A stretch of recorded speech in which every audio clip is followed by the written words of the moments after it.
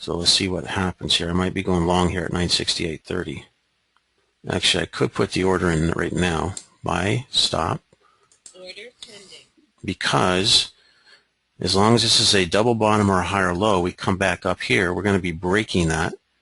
That's going to put us into an uptrend, right?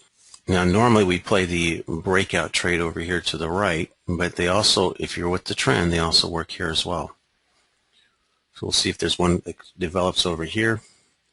In the meantime, we'll take this one here. My trend chart is in consolidation, but in order for us to get the fill, we have to move into an uptrend, which is what I want. And if you notice, this is a one tick higher, so it's a double bottom play as well. It's also still an uptrend. Order filled.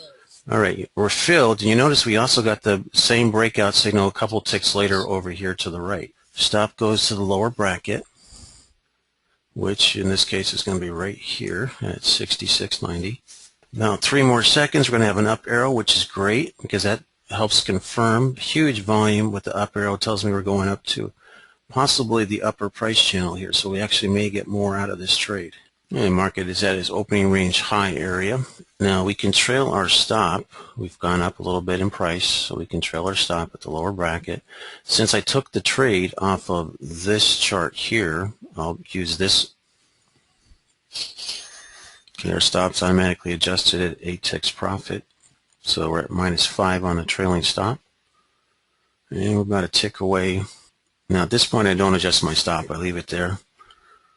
If I wanted to look for a runner thinking we might go higher, then I could adjust my target higher. Being that we're in the opening range area still and not out of it yet, I'll just leave it there.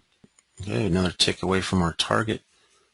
Target filled. Okay, now we do have room to go higher, so we could possibly get more out of the trade, but it's the first trade of the day. Wanted to just make sure we got a nice profit. And being that we're in the opening range area, this is kind of the chop zone. This is a lot of times it will kind of go back up, come back down into that opening range.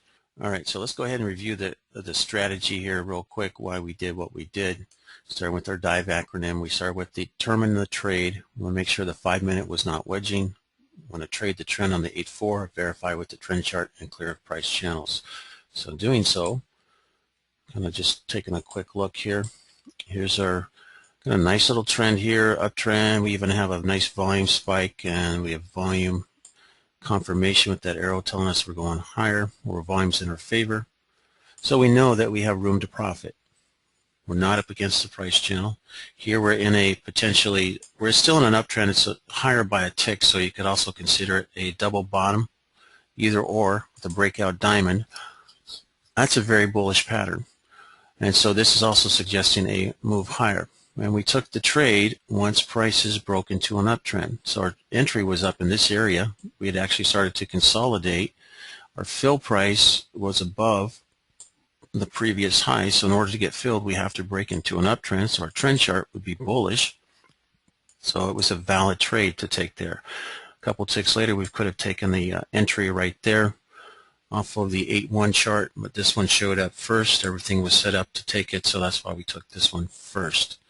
So next would be the identify the entry signal. It was a breakout trade. It was a breakout diamond. We verify the setup according to our handouts. That would be a trigger breakout, a diamond breakout buy. And essentially we're just looking for the green diamond, a trend pattern suggesting higher. In this case, we had an uptrend, and like I said, within a tick, so we can consider it a double bottom. So we place our buy stop on that upper bracket of the current bar range indicator to get our fill. And then we go back. Once we verify our setup, we execute and then manage. So we just followed our dive strategy to take that trade, and it worked out well.